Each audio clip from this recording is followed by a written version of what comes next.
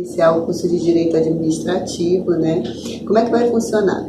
Inicialmente eu vou fazer um panorama geral da disciplina de vocês, né? Todos os detalhes, nós vamos ter 6 unidades, né? Então, inicialmente eu vou apresentar de forma bem ampla o conteúdo. Depois, eu vou gravar cada unidade, eu vou gravar um vídeo diferente. E tem um detalhe. Nós vamos ter que, ao longo do curso, estava brincando com o professor aqui, nós vamos fazer o jornal da disciplina, né? É porque, na verdade, com a previsão de reforma, nós vamos ter várias mudanças em 2 unidades do nosso livro, que é sobre servidor público, né? E a parte de serviço público e função pública.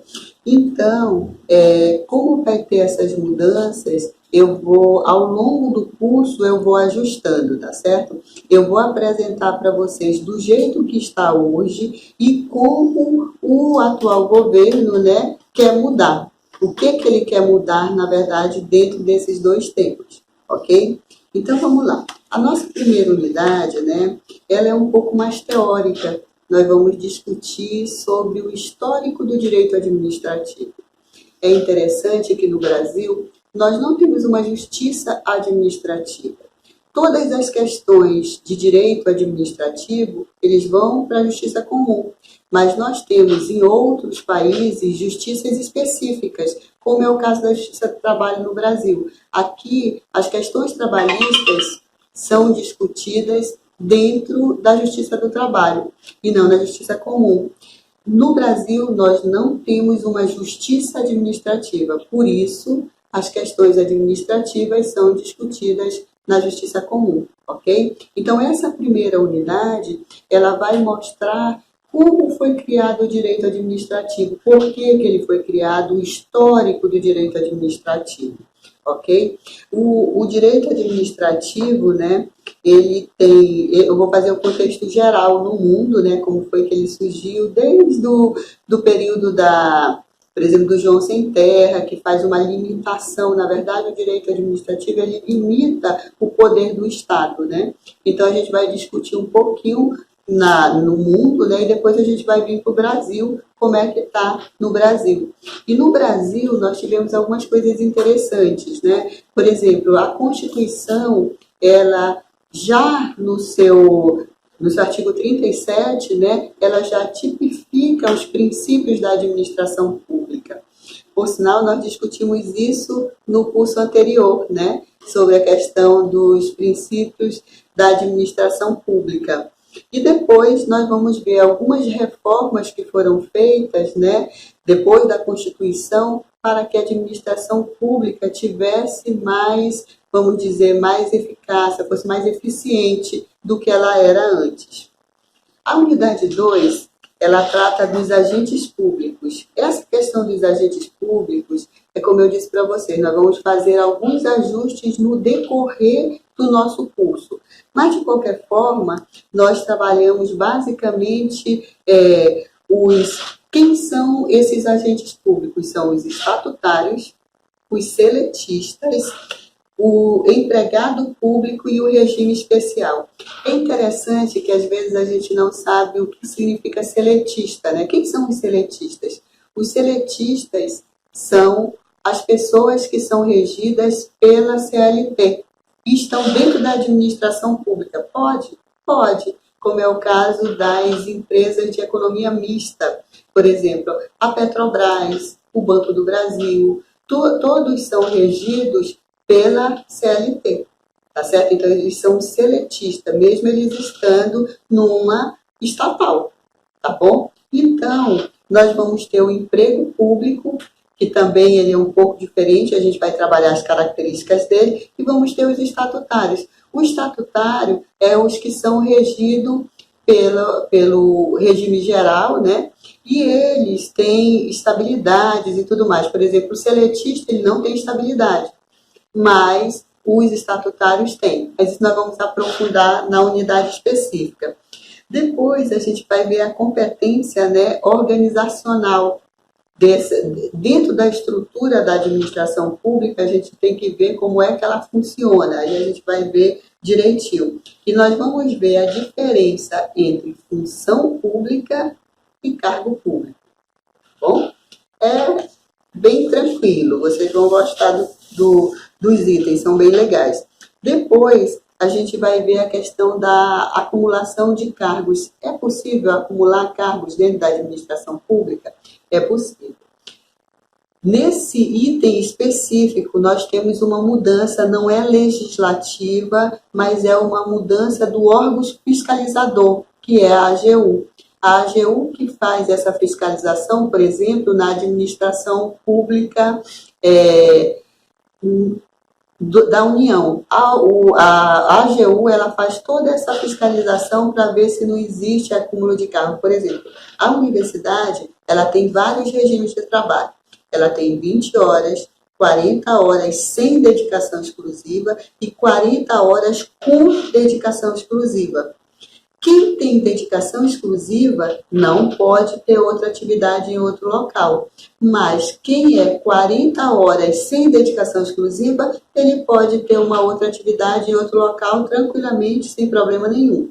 Mas, além disso, nós temos algumas questões no Estado, por exemplo. Os professores que têm 3 cadeiras. É possível isso? Possível.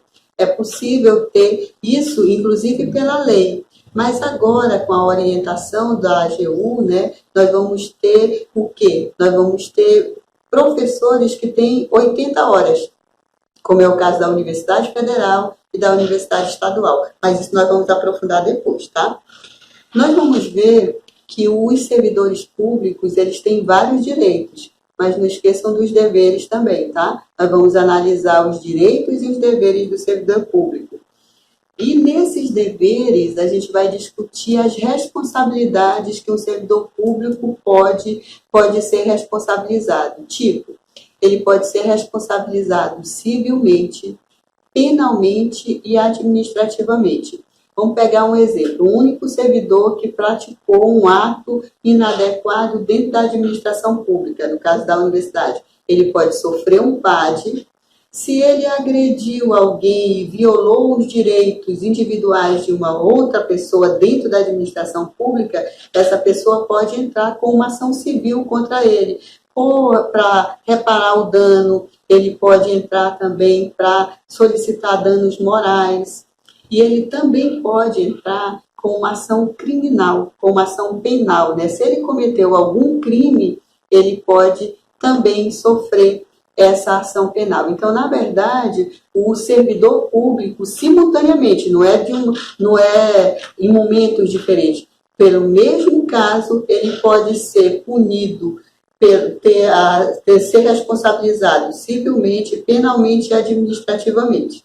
Tá certo? Só tem um detalhe que a gente vai aprofundar depois, que é a questão, por exemplo, se ele for condenado na justiça penal, como é que fica? Isso vincula a justiça civil, ela não vincula, mas a penal vincula, e a gente vai ver em que casos vincula, tá bom? Vincula tipo, se ele for condenado no penal e for absolvido no administrativo, não pode. Ele vai ser condenado nas duas, porque a penal vincula, mas depois a gente vai ver porque tem casos específicos. Se tem prova, se não tem prova, por exemplo, se ele foi condenado por falta de prova, vincula? Não, não vincula. Não teve provas, como é que vai vincular? Tá certo? Mas isso a gente vai aprofundar depois. A próxima unidade é a unidade 3. A unidade 3 ela é bem pontual, né, sobre os atos e os fatos jurídicos.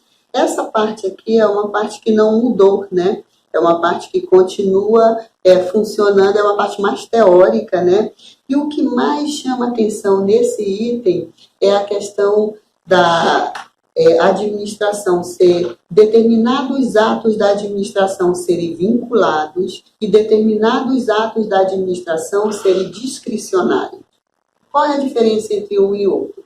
O vinculado, ele está na lei. Eu só posso fazer o que está na lei. O discricionário, ele também está na lei, viu? Eu não posso fazer fora da lei, mas a lei me permite que eu verifique o momento adequado, se ele é oportuno, se ele é adequado para fazer, tá certo? Então, o ato vinculado, ele está preso ao que está na lei. O ato discricionário, a lei permite que o administrador ele faça uma ponderação, ele faça um juízo de valor para ver se aquilo é adequado ou não, tá certo? Então, nesses casos específicos é o que a gente mais vai trabalhar, tá certo? Depois, nós vamos para a unidade 4. A unidade 4, ela trata dos serviços públicos e das funções públicas, né? E nisso nós vamos ver como a administração ela está organizada. Nós temos na administração pública a administração direta e a administração indireta, ok? E aí nós vamos ver ver o que significa, vou dar só um exemplo da administração direta. O que é uma administração direta? Como é que eu atuo diretamente, né? Por exemplo, um ministro da educação, ele está vinculado direto à administração pública. Já as universidades, elas são autarquias. Então, elas são de onde? Não da administração direta, mas da administração indireta, ok? Depois, a gente vai ver a questão das autarquias, das fundações, das empresas públicas e empresas de economia mista. A gente até falou ainda há pouco, né, sobre os agentes públicos que estão dentro da administração pública e não são estatutários, são seletistas. O caso das empresas públicas e das de economia mista. Okay? A unidade 5, para quem trabalha na administração pública, talvez seja a mais importante. Por quê? Porque é a parte de licitações. Na administração pública, basicamente, tudo que se compra, tudo que se faz dentro da administração pública se faz por meio dessa lei de licitação, que é a Lei 866, né, de 93.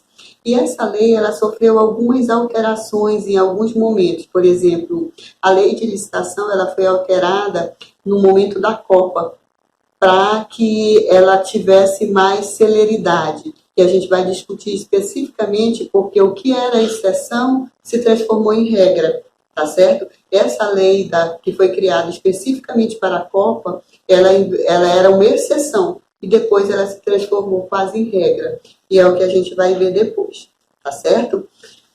A unidade 6 é a discussão da lei da transparência. Na verdade, nós temos várias legislações voltadas para que esse princípio da administração pública, porque esse é um princípio que está previsto lá no artigo 37 da Constituição, né, que é a questão da transparência. É claro que a gente não pode ver esse princípio como absoluto. Tem alguns casos que a própria lei diz que você vai fazer algumas exceções, ok? Mas, em regra, a administração pública tem que ser transparente, tem que divulgar tudo o que ela está fazendo.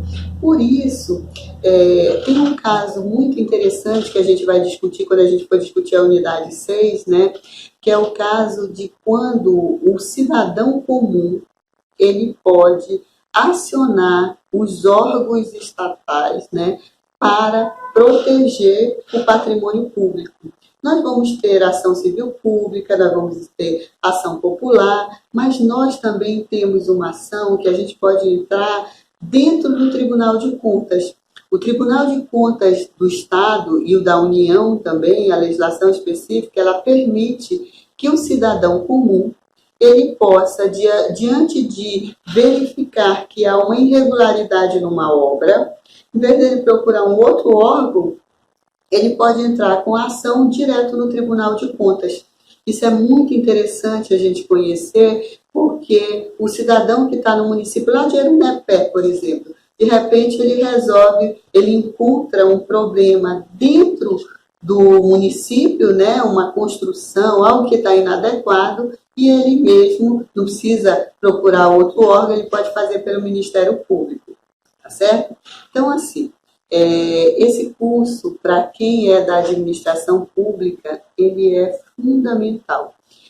Quem faz o curso de administração pública são as pessoas que vão lidar diretamente com questões administrativas. Então, por isso, o direito administrativo é fundamental, ok? Então, assim, vamos, ao longo do curso, né, nós vamos fazer alguns ajustes para adequar a legislação em vigor, porque o direito ele é muito célere, o direito ele muda muito rápido, então a gente precisa estar muito antenado em tudo que está acontecendo. E o nosso livro, né, você sabe que esse livro é um livro de licitação nacional e ele é de 2015, tá certo? Quando vocês abrirem o portal, vocês vão verificar isso. Então, por isso, eu vou fazer ao longo do curso essas atualizações, ok? Muito obrigada.